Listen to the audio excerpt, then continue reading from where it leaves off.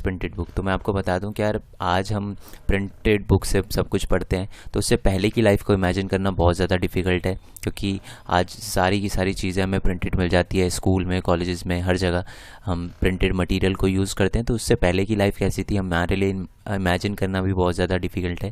तो हम इस चैप्टर में यही पढ़ेंगे कि प्रिंट कल्चर कहाँ से आया और कैसे डिफरेंट डिफरेंट कंट्रीज़ में फैला और उसका इम्पैक्ट क्या हुआ इंडिया के अंदर और दूसरी कंट्रीज़ के अंदर।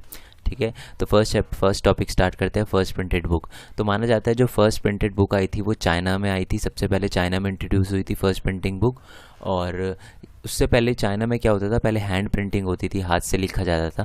तो 594 एडी में, यानी 594 एडी से पहले हाथ से लिखा जाता था। उसके बाद आ गई would block printing system.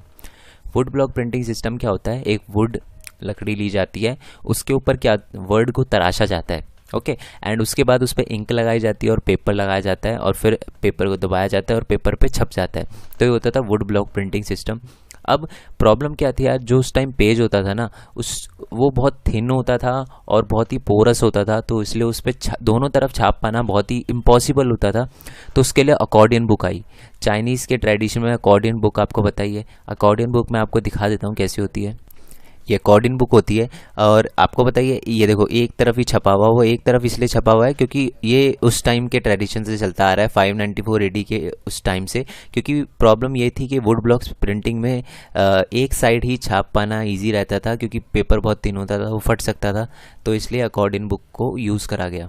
Okay, and जो हाथों से लिखने वाली टेक्निक है उसको आपको पता ही है, कैलीग्राफी कहते हैं। ब्यूटीफुल आर्ट लिखने की और स्टाइल राइटिंग को कैलीग्राफी कहते हैं। अब हमने ये तो सुन लिया कि सबसे पहले बुक चाइना में आई, बट क्यों आई, क्या ज़रूरत थी बुक्स की। तो उस टाइम में ना ब्यूरोक्रेट सिस्टम होता था, यानी किसी की भी मतलब चाइनीज़ गवर्नमेंट जब किसी को भी अपने जॉब पे रखती थी तो उससे पहले उनका सिविल सर्विस एग्जामिनेशन लेती थी।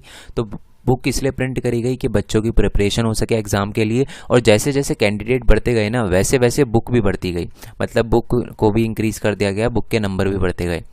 बट 17वीं सेंचुरी के आते आते ना सिर्फ बुक को स्कॉलर और ऑफिशियल और बच्चे ही नहीं पढ़ते थे, अब मर्चेंट्स वगैरह भी पढ़ने लगे बुक को। और क्यों पढ़ने लगे, क्योंकि उनको ट्रेड इन्फॉर्मेशन, मर्चेंट्स होते हैं छोटे मोटे बिजनेस, उन्होंने बिजनेस की इन्फॉर्मेशन के लिए वो बुक पढ़ना स्टार्ट कर दिया। अब रीडिंग एक लीजर एक्टिविटी बन गया था, मतलब अमीर लोगों के लिए बन गया था। मर्चेंट भी उसको बुक को पढ़ते थे ट्रेड इन्फॉर्मेशन के लिए, उसमें fiction stories, play stories etcetera होती थी। रिच वुमेन ने भी अपनी बुक को पब्लिश करना स्टार्ट कर दिया, अपने अपने टॉपिक्स लेकर, जैसे कुकिंग वगैरह को लेकर उन्होंने लिखना स्टार्ट कर दिया। उसके बाद जब मैकेनिकल प्रिंटिंग प्रेस आई, तो अभी हमने सबसे पहले क्या करा था, हैंड प्रिंटिंग, उसके बाद वुड ब्लॉक प्रिंटिंग, उसके बाद जब मैकेनिकल प्रिंटिंग सिस्टम आया चाइना के अंदर, वेस्टर्न नेशन से, यूरोप वगैरह से, तो शंघाई एक न्यू प्रिंटिंग कल्चर का हब बन गया। याद रखना ये क्वेश्चन में आ सकता है, चाइना के अंदर जो शंघाई है वो एक न्यू प्रिंट कल्चर का हब बन गया।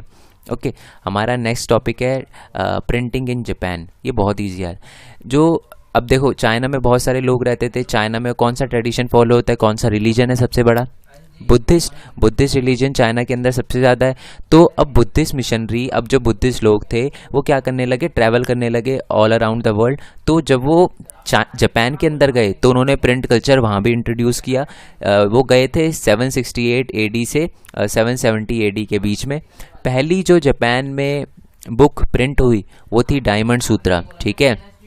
और फेमस टॉपिक कौन कौन से हैं, कौन कौन से टॉपिक पे बुक लिखी जाती थी, cooking, travelling, music, women, T ceremony, अब फ्लावर अरेंजमेंट। आपको पता है जापान में ये कितनी इंपॉर्टेंट है सेरेमनी।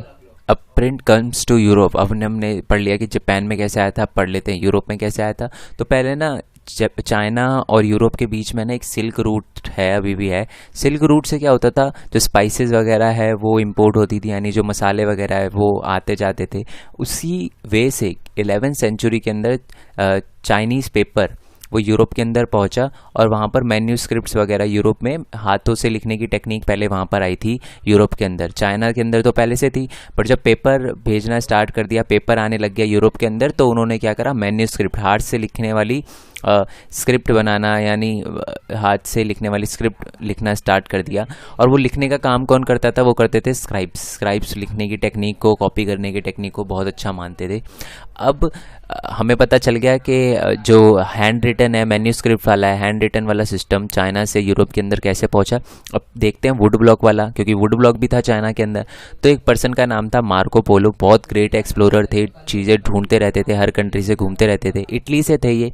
तो इन्होंने क्या किया, याद रखना यूरोप एक कॉन्टिनेंट है, यूरोप बहुत बड़ा है, यूरोप के अंदर ही इटली, जर्मनी, फ्रांस, ये सारी की सारी कंट्रीज आती हैं, ठीक है। तो मार्को पोलो इटली से थे। अब उन्होंने क्या करा, वुड ब्लॉक प्रिंटिंग को चाइना से लेकर आए अपने इटली में। कब लेकर आए? 1295 में। उस समय जो लिखने की टेक्निक होती थी ना, वो वेलम पे, वेलम होता है वो जो एक्सपेंसिव पेपर होता है, जो एनिमल वगैरह। अब वेलम का मतलब क्या होता है? वेलम होता है जो एनिमल स्किन पे लिखा जाता है ना, एनिमल स्किन से लिखा जाता है, तो वो वेलम होता है। उस समय है ना, वो सिर्फ एरिस्टोक्रेसी यानी जो अमीर लोग होते थे वही यूज़ करते थे, और बहुत एक्सपेंसिव होता था। मर्चेंट्स और स्टूडेंट ने भी खरीदना स्टार्ट कर दिया बुक यूरोप के अंदर, बट वो बहुत चीप कॉपी खरीदते थे, वो वेलम की कॉपी नहीं खरीदते थे, वो चीप कॉपी, डुप्लीकेट कॉपी खरीदते थे, ठीक है। जैसे जैसे बुक की डिमांड इंक्रीज होती गई, वैसे वैसे यूरोप ने डिफरेंट कंट्री में, यूरोप ने जर्मनी में, इटली, मतलब पूरे यूरोप में फैलने लगी।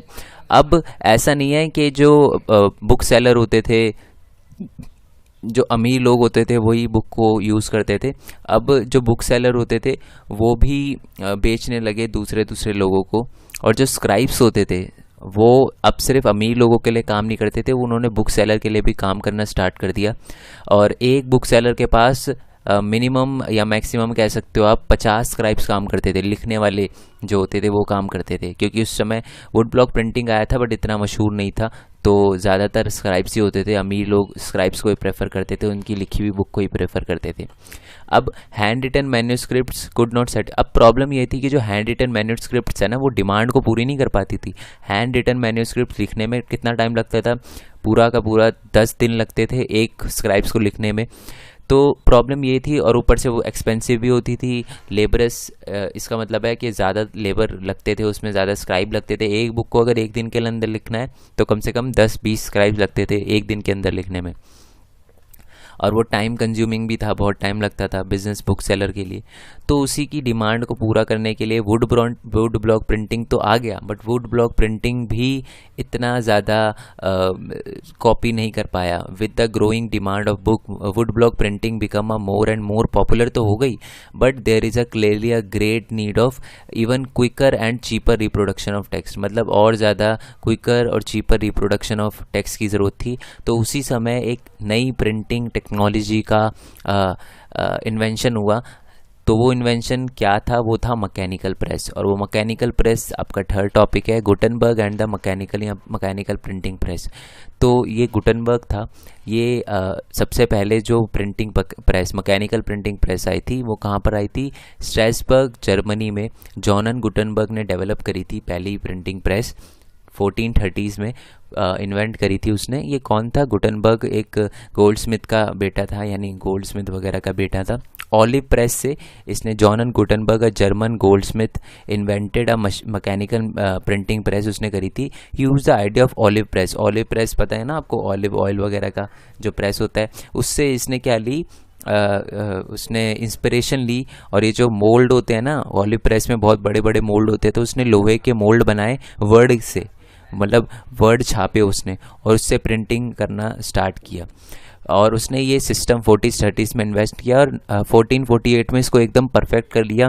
सबसे पहले जो प्रिंटिंग प्रेस से कॉपीज़ छापी गई थी वो 180 कॉपीज़ ऑफ बाइबल छापी गई थी, और 3 साल लगे उसको छापने में, और 1455 में हो गई, वो प्रिंट हो गई थी, ठीक है।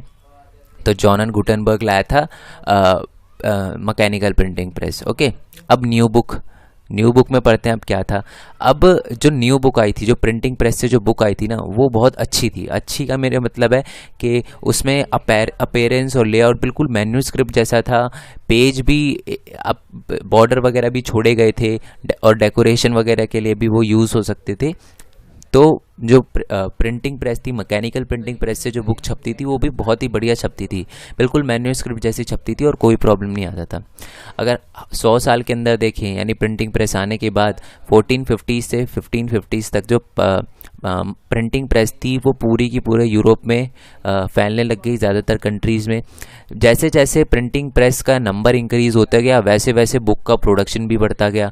अगर मैं सेकेंड हाफ की बात करूँ, 15 सेंचुरी के हाफ की बात करूँ, 1550 की बात करूँ, तो उस समय सिर्फ 20 मिलियन कॉपीज़ थी।